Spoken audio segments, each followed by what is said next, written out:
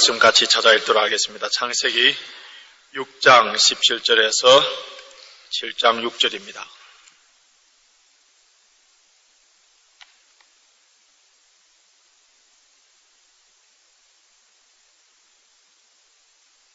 창세기 6장 17절에서 7장 6절까지.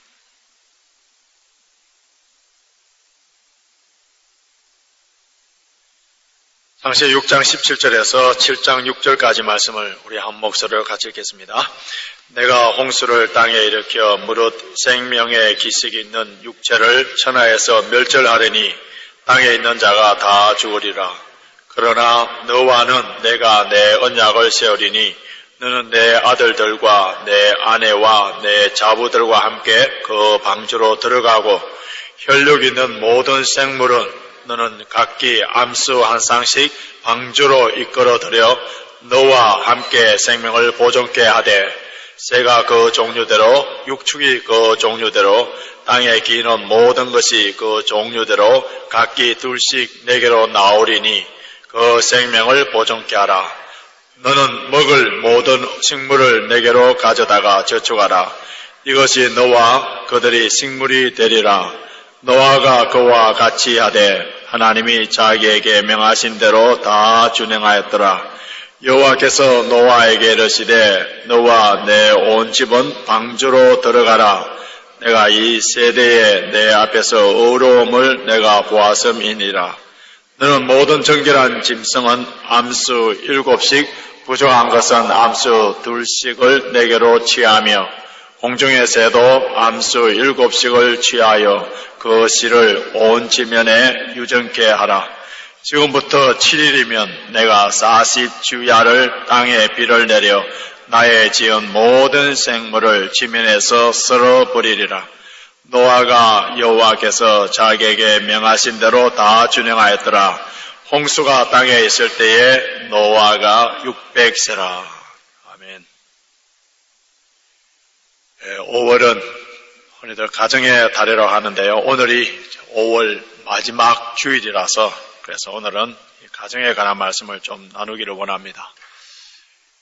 이반 일리라는 오스트리아의 교육학자고 또 신학자인 이 사람이 현대 사회에는 집은 많은데 가정은 없고 학교는 많은데 교육이 없으며 목사는 많은데 목자가 없고 교인은 많은데 성도가 없으며 선생은 많은데 스승이 없고 학생은 많은데 제자가 없으며 남자는 많은데 남편은 없고 여자는 많은데 아내가 없다. 이런 말을 했는데요. 집은 있는데 가정이 없는 세대. 가정은 있지만은 무늬만 부부인 그런 가정이 많습니다. 한 지붕 안에 살고 한 방에서 같이 잠을 자지만은 남남처럼 생활하는 부부가 있고 또 사실상 수많은 젊은 부부들이 이혼을 하는 그런 가정들이 들어가고 있습니다. 그러면은 기독교인의 가정은 예외이냐? 그렇지 않다는 거예요. 기독교의 가정도 예외가 아니라는 사실이에요.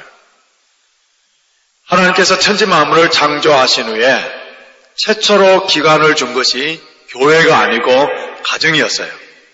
가정이 얼마나 소중한지 모릅니다. 그러나 마귀가 제일 먼저 파괴시킨 기관도 어디냐 하면은 가정입니다. 그래서 이 세상에서 가장 귀중한 기관이 가정입니다. 그런데 이 가정이 심각한 위기를 맞고 있는데요.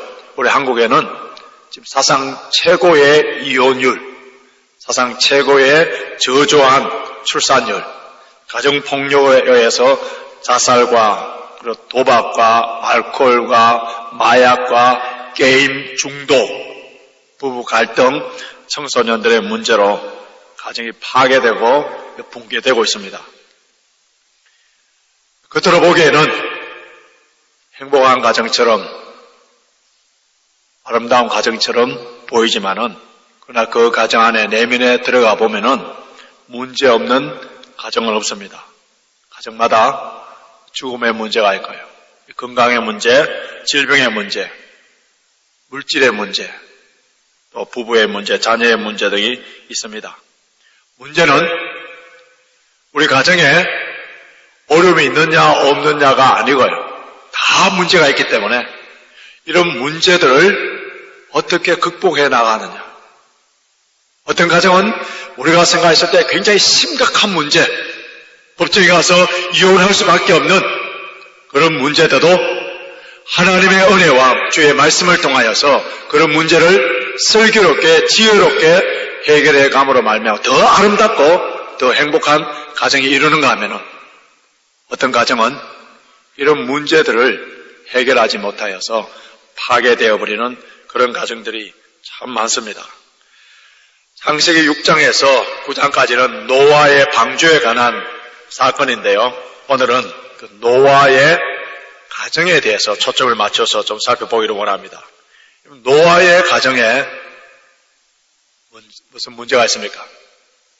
아브라함의 가정, 다윗의 가정, 솔로몬의 가정, 엘리 제사장의 가정, 심지어 요즘 새벽기도에 살펴보는 사무엘 가정, 그 아들이 불량자, 여러 가지 가정마다 다 문제가 있습니다만은 그 중에 노아에는 그 많은 성경에 나오는 가정들 가운데 참 건강하고 건전한 가정이, 물론 나중에 방주에 나왔을 때 노아가 포도주에 취해서 벌거벗은 모습으로 자고 또 노아가 아들 함에게 저주하는 그런 불미스러운 사건이 있습니다만은, 그러나 성경에 나오는 노아의 가정은 문제가 없는 좋은 가정의 대표예요. 노아의 가정 안에는 비록 문제가 없다 하지만은, 그러나 그 시대에 죄악과 싸워야 되는 문제, 그 시대가 어떠한 시대였는지 우리 지난주에 살펴보지 않았습니까? 하나님의 아들들이 사람의 딸들의 마음의 아름다움을 보고 뭐라고 했습니까? 모든 자로 아내로 삼았더라. 이 말씀은 성적으로 극도로 타락된 상태, 자신의 아름다움을 보고 폭력에 의해서 강압적으로 아내로 삼아서, 그래서 하나님께서 이러한 사람을 뭐라고 평가했습니까? 육체가 됨이니라. 이 말은 자신의 육신의 소욕대로, 정욕대로 사는 세대, 그리고 폐기하였더라. 완전히 부패하였더라. 강포하였더라. 폭력, 법과 질서는 없고요. 모두가 폭력으로 강제로 급탈하는 타락한 시대, 약탈과 강간, 타락한 이런 시대에 무법천지였어요. 그래서 그 당시에 사람들의 마음의 생각과 계획이 항상 악하다. 생각하고 마음의 계획을 세우는 모든 것이 악으로 점철되어 있기 때문에, 그래서 하나님께서는 모두를 다 썰어버리고, 이렇게 오염됐고 이렇게 타락되고 부패된 세상의 물결 문화, 이것에서 세상의 가치관에 전혀 물들지 아니하고 그 가족들을 보호하며 살아야 되는 노아의 싸움이 어떻겠습니까? 피 흘리는 전쟁이에요. 피 흘리는 전쟁. 노아의 가족이 악한 세상에 물들지 아니하고 노아에게 주어진 이 8명의 식구가 구원받아서 다 심판받지 아니하기 위하여 세상과 싸워야 되는 이 노아의 가정은 피 흘리기까지 싸우는 그 시대에 산다는 그 자체가 노아에게는 어떻게 보면 고난이라 할 수 있습니다. 하나님께서 노아에게 앞으로 120년 후에 홍수로 세상을 심판하니까 방주를 지어서, 그래서 생명을 보존할 수 있는 모든 종류의 한 상식, 그리고 새들을 넣고 너희 가정은 노아의 방주에 들어가라고 말씀했었어요. 하나님께서 계획하신 것을 이렇게 사랑하는 사람을 통해서 말씀하시는데, 창세기 18장을 보시면은 하나님께서 소돔성을 멸망하기 전에 아브라함에게 그 소식을 전해줍니다. 성경을 보시면은 창세기 18장 17절에 해서 여호와께서 가라사대 나의 하려는 것을 아브라함에게 숨기겠느냐, 나의 하려는 것을 아브라함에게 숨기겠느냐, 하나님의 벗인 아브라함에게 알려주듯이 하나님께서는 노아에게 온 세상을 심판하기 전에 먼저 알려주셨어요. 노아는 이 심판의 메시지를 받고 120년 동안 방주를 만들었습니다. 이렇게 노아가 방주를 만들 수 있었던 것은 히브리서 11장 7절에서 노아의 믿음이라 했었어요. 히브리서 11장 7절에 노아는 믿음으로 아직 보지 못하는 일에 경고하심을 받아 경외함으로 방주를 예배하여 그 집을 구원하였으니 이로 말미암아 세상을 정죄하고 믿음을 쫓는 의의 후사가 되었느니라. 아직 보지 못하는 일에 믿음으로 노아가 방주 지을 때에 홍수의 징조가 하나도 없어요. 뿐만 아니라 홍수의 경험을 해보지 않았습니다. 홍수가 내리기 전에 성경을 보시면은 비라는 말이라든지 홍수라는 단어라는 말도 나오지 않아요. 그래서 노아는 홍수라는 물로 심판한다는 그 말씀, 경고의 말씀을 그대로 믿고 하나님께서 가르쳐 주신 그 양식대로 방주를 만들었습니다. 이 방주에 관해서는 다음번에 자세하게 살펴보겠습니다. 이때 노아의 시대에 사람들은 먹고 마시고 장가가고 시집가고 육체의 욕망에 따라서 부패하고 타락한 상태에 살아갈 때에 그때 노아는 하나님의 말씀에 순종하여서 방주를 짓는 모습을 볼 때에 세상 사람들이 어떻게 했습니까? 노아를 향하여 미쳤다고 비웃었을 거예요. 그때나 지금이나 세상 사람들은 믿음으로 사는 우리들을 향하여서 미쳤다고 하고요. 비웃게 됩니다. 정상적인 사람을 보지 않아요. 내일 뱅크 홀리데이지 않습니까? 그러면 금요일, 토요일, 주일, 월요일 끼어서 가족들과 함께 여행 가기 얼마나 좋습니까? 이 좋은 날씨에 여행 가지 아니하고 교회당에 모여서 예배드리는 우리의 모습을 세상 사람들이 보면서 뭐라고 하겠어요? 바보 같은 사람. 믿음으로 살고 하나님의 말씀에 순종하고 경건하고 거룩하게 산다는 것이 쉬운 일이 아니에요. 세상에서 핍박과 조롱을 항상 각오하면서 살아야 되고 심지어 우리의 믿음을 지키기 위해서 저와 여러분들은 순교의 각오도 오늘이라도 이 복음 때문에 죽으라면 죽을 수 있는 순교의 각오로 하면서 살아야 되는 사람이 바로 오늘날 믿음의 사람입니다. 저는 창세기 6장에서 9장까지 노아의 이 홍수의 사건을 계속 묵상하는 가운데 참 은혜되는 정말 은혜가 되는 이러한 말씀은 노아의 시대 때에 모든 사람들은 다 노아를 조롱하고 자신의 유행 따라 자신의 육체의 소욕 따라 산다 하더라도 노아의 가족은 노아를 존경하고 노아의 말에 권위가 있어서 노아의 모든 가족들이 노아에게 순종했다는 이 자체가 은혜가 되었어요.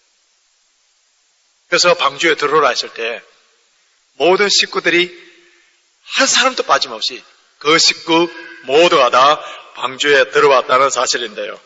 우리 본문을 다시 한번 보시기 바랍니다. 6장 18절 한번 보시기 바랍니다. 줄치면서 한번 쭉 따라와 보시기 바랍니다. 6장 18절. 그러나 너와는 내가 내 언약을 세우리니 너는 내 아들들과 내 아내와 내 자부들과 함께 방주로 들어가고, 방주라는 말이 나올 때마다 무슨 말이 나오는지 자세히 한번 체크해 보시기 바랍니다. 7장 1절. 여호와께서 노아에게 이르시되 너와 내 온 집은 방주로 들어가라. 7장 7절. 노아가 아들들과 아내와 자부들과 함께 홍수를 피하여 방주에 들어갔고, 13절. 곧 그날에 노아와 그의 아들 셈, 함, 야벳, 노아의 처와 세 자부가 다 방주로 들어갔고 8장에 와서는 이제 홍수가 그쳤을 텐데요. 8장 16절 보시기 바랍니다. 너는 내 아내와 내 아들들과 내 자부들로 더불어 방주에서 나오고 18절 노아가 그 아들들과 그 아내와 그 자부들과 함께 나왔고 이 구절들을 보시면은 방주라는 말이 나올 때마다 함께 등장하는 말이 노아의 식구들이에요. 노아의 아내, 노아의 아들들, 셈, 함, 야벳, 그리고 노아의 그 아들들의 아내들. 노아가 방주로 들어갈 그때는 아직 노아에게 손자와 손녀는 없는 것을 보게 됩니다. 오늘 본문, 우리가 읽었던 본문 마지막 절 보시면은 노아가 방주에 들어갈 때에 7장 6절 보시면은 홍수가 땅에 있을 때에 노아가 600세였다. 그러면은 홍수가 날 때 그때에 노아가 방주로 들어갈 그때에 노아의 첫째 아들 셈, 이 셈의 나이가 얼마인지 11장 10절에 보시면 나와 있습니다. 11장 10절 셈의 후에는 이러하니라. 셈이 100세 곧 홍수 후 2년에 아르박삭을 낳았고 그러니까 홍수 후 2년에 비로소 노아가 이제 손자를 보게 됩니다. 그때에 이 셈의 98세 때 노아의 나이 600세 아직 노아에게는 손자 손녀가 없을 때에 노아의 8식구가 방주에 들어갑니다. 무신론자의 감독인 흔히들 뉴에이지 무브먼트에 앞장선 사람이라고 하는데요. 아르노프스키가 만든 노아라는 영화를 보신 분들이 많을 거예요. 노아. 그 영화는 성경 속에 나오는 노아가 아니고요. 헐리우드 공상 속에 나온 그 노아를 그렸는데 성경적인 사실의 근거가 없어요.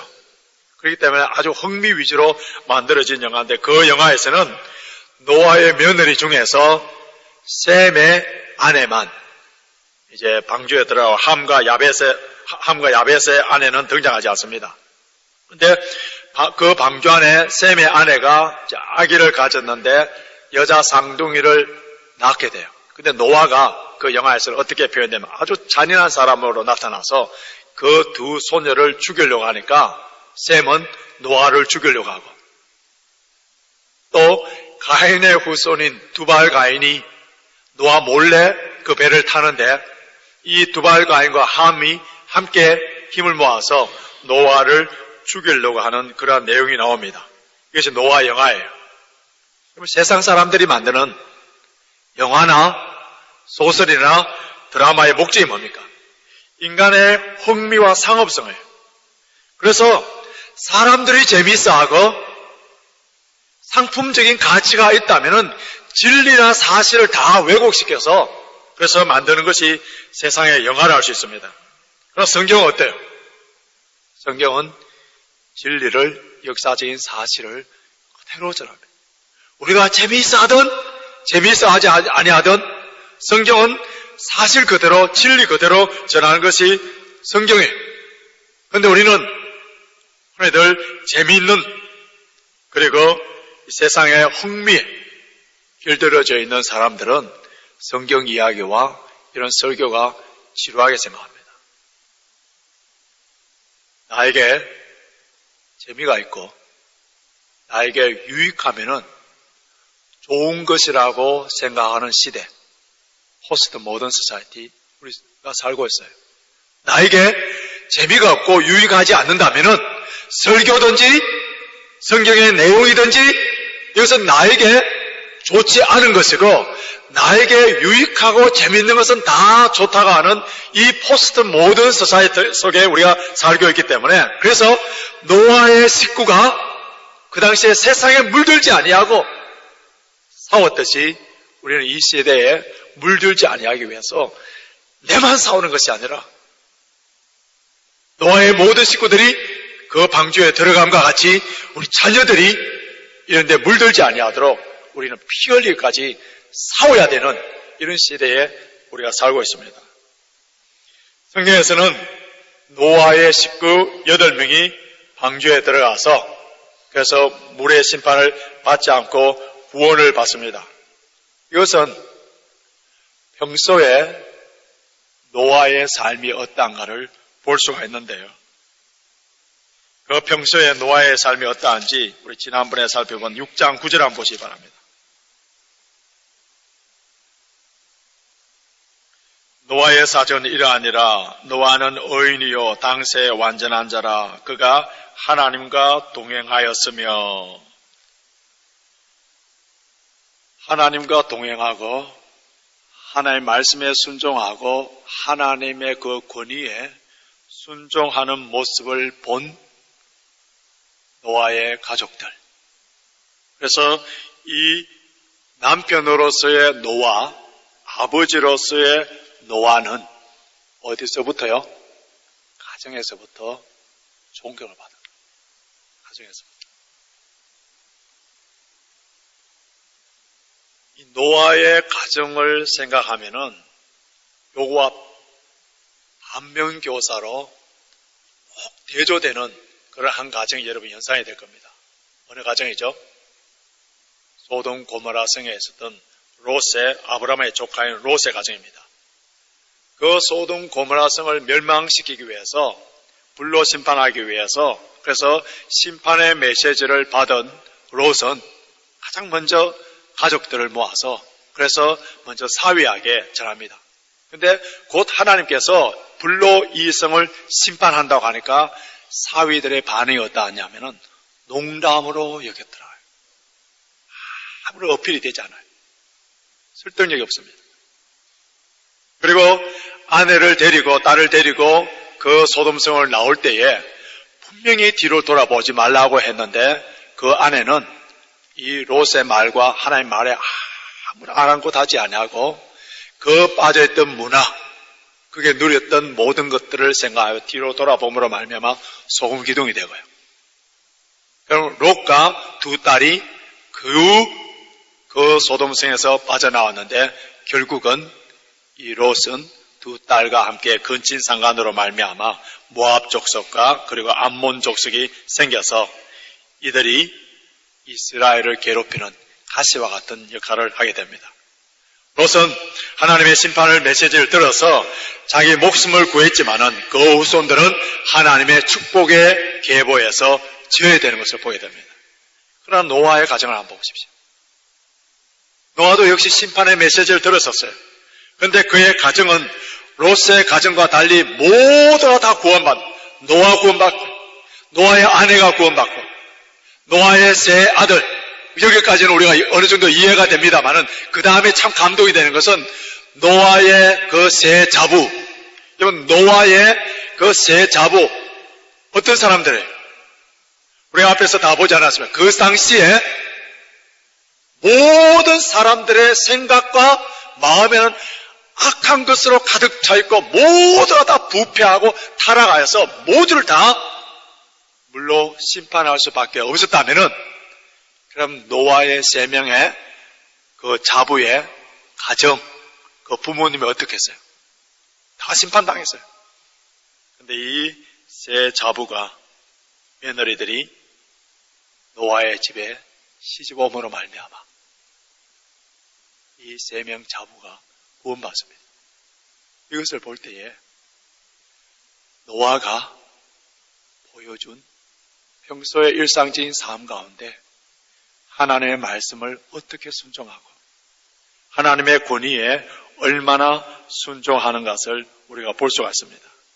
가장으로서의 권위가 있었고 가정을 모범적으로 잘 이끄는 그러한 모습을 우리가 보게 됩니다. 구약의 대표적인 모범적인 가정을 노아의 가정이라고 한다면은 우리 신약의 아름다운 이런 온 가족이 다 구원받는 가족을 이렇게 한 예를 들자면은 여러 가정이 있겠습니다만은 저는 그 중에서 사도행전 10장에 나오는 가이사라에 주둔하고 있는 그 당시에 로마 군대의 백부장인 고넬료의 가정이에요. 이 고넬료의 가정은 경건했는데 얼마나 경건했느냐 하면은 온 유대 사람들이 그 가정을 칭찬할 수 있는 가정이고 하나님과 더불어 경외하고 백성들에게 많이 구제하고 많이 기도했는 이런 가정으로 소개합니다. 그런데 어느 날 고넬료가 기도할 때에 환상 가운데 요바에 있는 베드로를 초청하여서 함께 말씀을 나누라는 그러한 말씀을 받고 즉각적으로 순종하여서 그래서 사람들을 보내서 베드로를 이렇게 모시고 옵니다. 고넬료의 가정은 유대인의 가정이 아니에요. 로마인의 가정입니다. 그런데 이제 유대교로 개종하여서 회당에서 예배를 드리지만은 아직 예수 그리스도의 복음을 듣지 못했습니다. 아직 성령이 그 가정에 임하지를 못했었어요.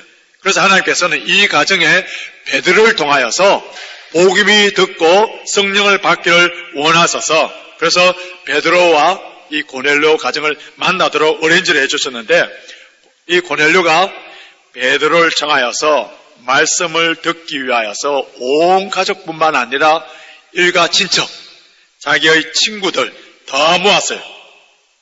베드로가 도착하였을 때 이 고넬료는 베드로에게 엎드려서 절하여서 우리는 주께서 당신에게 명하신 모든 것을 듣고자 하여 다 하나님 앞에 있나이다. 고넬료가 베드로를 기다리면서 뭐라고 했다고요? 다 하나님 앞에 있나이다. 왜냐하면 베드로를 통하여서 하나님께서 어떻게 역사하실 것인가 기대하고 준비하고 있었던 거예요. 우리가 매주일마다 예배를 드립니다마는 이 예배는 하나님과의 만남이에요. 누가 사람을 만나러 갈 때에 우리는 최소한 예의를 갖춥니다. 옷도 입고 화장도 하고 마음의 준비도 합니다. 예배를 통하여서 우리가 하나님을 만나기 위해서 예배에 있어서 중요한 것을 우리 하나님께서 직접 말씀해 주셨는데 출애굽기 20장을 보시면은 여호와 하나님께서 시내산에서 십계명을 주시기 위해서 이 예배를 준비하라 했었어요. 그래서 백성들을 성결케 하고 옷을 빨고 3일 동안 기다리라 했었어요. 예배하는 자는 하나님을 만나기를 원하는 자는 준비하여서 기다려야 됩니다. 예배에 있어서 중요한 것은요, 사모하는 마음입니다. 하나님께서 오늘 나에게, 우리 가정에, 우리 교회에 주시는 메시지와 은혜가 무엇인가, 이러한 준비와 기대감을 가지고 예배에 참석함으로 말미암아 하나님의 역사를, 하나님의 능력을 받게 됩니다. 우리가 매주일 예배를 위해서 어떤 준비를 합니까? 어떤 기다림이 있습니까? 어떤 기대와 사모감을 가지고 오늘 이 자리에 나왔습니까? 고넬료는 온 가족, 일가, 가까운 친구들 다 초청해놓고 기다렸었어요. 그때 베드로가 왔을 때 우리가 하나님 앞에 있나이다 할 때 베드로가 입을 열어서 복음을 전하니까 거기에 모여있는 모든 사람들이 다 성령이 임했다는 거예요. 고넬료 가족뿐만 아니라 그와 함께한 모든 사람들이 다 성령이 임하여서 구원받는 역사가 일어나는 거예요.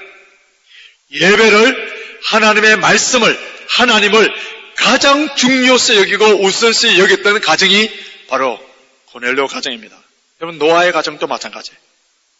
노아가 그 당시에 의인이며 하나님과 동행하였고 무엇보다도 예배 중심의 가정인 것을 알 수 있어요. 왜냐하면 노아가 방주에 나와서 가장 먼저 한 일이 뭡니까?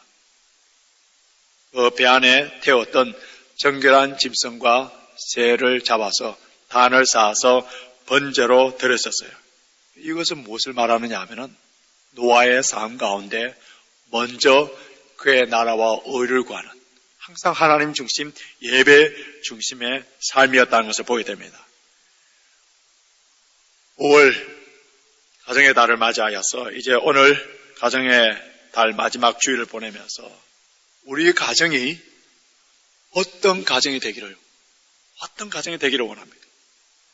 노아의 가정, 고넬료의 가정처럼 우리 가정 모두가 다 구원받기 위해서는 먼저 믿는 내가, 부모 된 내가, 남편 되고 아내 된 내가 노아가 되어야 되고 내가 고넬료가 되어야 돼.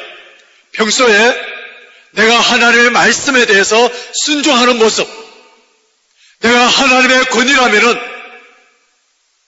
비록 홍수에 대해서 한 번도 경험하지 못하고 한 번도 그 징조가 없다 하더라도 아예 비라는 단어와 홍수라는 단어가 노아의 시대에 한 번도 나타나지 않는다 하더라도 하나님의 말씀이기 때문에 믿음으로 순종하는 그 모습을 우리 자녀들이 보고 잔소리로 자녀들이 절대로 변화되지 않는다는 것은 우리가 다 경험하지 않습니까? 삶을 통하여서 우리 부모님들은 어떻게 하나님을 섬기고 어떻게 주의 몸된 교회를 섬기고 어떻게 성경에 나오는 하나님의 말씀을 순종하는가를 부모님을 통하여서 그것을 보고 배워서 선한 영향력을 받을 때에 우리 가정이 구원받는 역사예요. 목회하면서 신학교에서 우리 노련한 목회자님들 또 신학교 교수님들이 항상 저희들에게 가르쳐 주신 말씀은요, 사역 중에 가장 중요한 사역이 가정사역이다. 가정사역이다. 나의 일평생 목회와 사역 가운데 최소한 우리 가족 식구만큼은 구원받더라.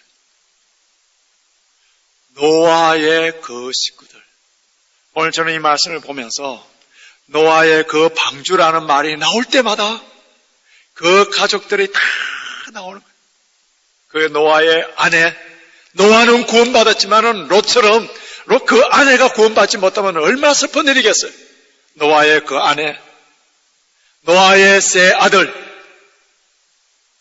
타락하고 부패하여 그의 부모들, 친정집 부모들 다 물로 심판받았지만은 노아의 집에 시집옴으로 말미암아 노아의 그 믿음을 본받아서 노아에 있는 세 자부, 만약에 그 순간에 노아의 손자, 손녀가 났다면은 다 구원받았겠죠.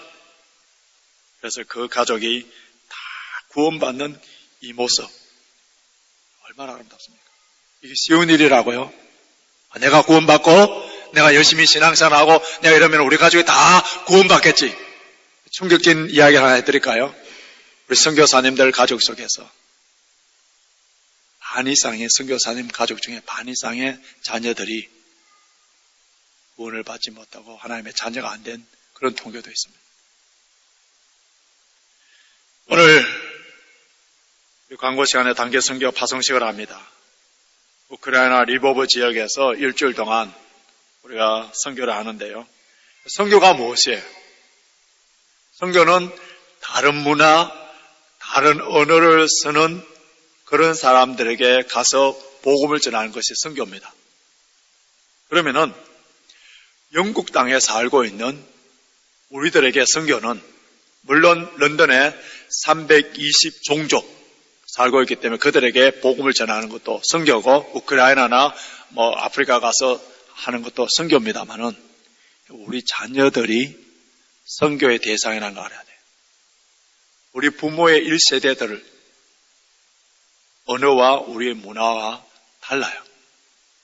이러한 자녀들에게 복음을 전하여서 우리 자녀들이 우리 교회에 맡겨준 주일 학생들이, 중고등부 학생들이, 청년들이 예수를 믿고 하나님의 자녀가 되는 것이 우리의 선교고 우리가 맡아야 될 책임이에요.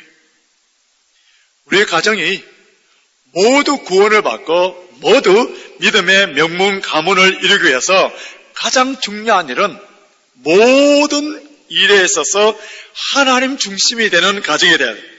하나님께서 천지 만물을 창조하신 후에 최초의 기관으로 준 것이 무엇입니까? 가정이지 않습니까? 그런데 이 가정에 아담과 하와의 그 최초의 가정에 하나님 중심보다는 선악과가 크게 보이고 선악과에 집착함으로 말미암아 죄를 범하고 그 가정에 불행이 초래했었어요.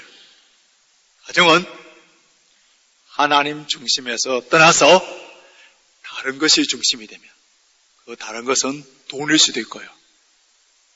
남편일 수도 있고 아내일 수도 있고 자녀일 수도 있습니다. 다른 것이 중심이 되면은 그 가정은 가장 비극적인 가정으로 전락하게 됩니다. 18세기 영국의 역사가인 에드워드 기버는 로마 제국이 폐마하게 된 근본적인 원인 중에 하나가 바로 가정의 파괴를 보았어요. 그래서 로마의 제국의 찬란한 그 문화와 문명이 점점 쇠퇴해갈 때, 그때 로마의 한 철학자가 애국자여 가정을 지키세요. 가정을 지키세요. 하나님 나라의 애국자들이요, 우리는 가정을 지켜야 돼요. 사탄이 항상 공격하는 두 기관이 있는데 그 두 기관이 바로 교회와 가정이에요. 교회는 하나님 예수 그리스도를 믿는 하나님의 백성들이 모여서 주의 뜻을 이루기 원하는 곳이기 때문에, 그래서 사탄이 가장 싫어하기 때문에 교회는 역사상 항상 마귀의 공격이 있습니다. 뿐만 아니라 가정이 아름답고 행복한 가정을 이루어서 믿음의 명문 가문을 이루어야 되는 그 가정이기 때문에 사탄이 가장 싫어하기 때문에 어떻든 간에 가정을 파괴하기 위해서 사탄은 우르사자와 같이 또 강명한 천사처럼 가정을 깨려고 합니다. 그렇기 때문에 우리는 교회와 가정을 지키기 위해서는 피 흘릴 것이 싸워야 되고요. 말씀과 기도로 무장을 해야 됩니다. 이 전쟁에서는 절대로 져서는 안 됩니다. 반드시 승리를 해야 됩니다. 우리 웨인즈파크에 소속된 모든 성도의 가정은 하나님 중심, 말씀 중심, 예배 중심의 가정이 되어서 우리 가족 모든 식구가 구원받을 뿐만 아니라 믿음의 명문 가문을 이루시고 노아의 가정을 통하여서 하나님께서 새로운 역사를 펼쳐감과 같이 우리의 믿음의 가정을 통하여서 이 타락하고 부패하고 포스트 모던 소사이티 속에서 모두가 성적으로 물러내져가는 이 세대에 새로운 장을 열어가는 저와 여러분의 가정이 되시길 주님의 이름으로 축원합니다. 우리 다 같이 일어나서서 오늘 찬송가 304장은요 어머님의 기도에 관련되는 찬송인데, 우리 가운데 어머니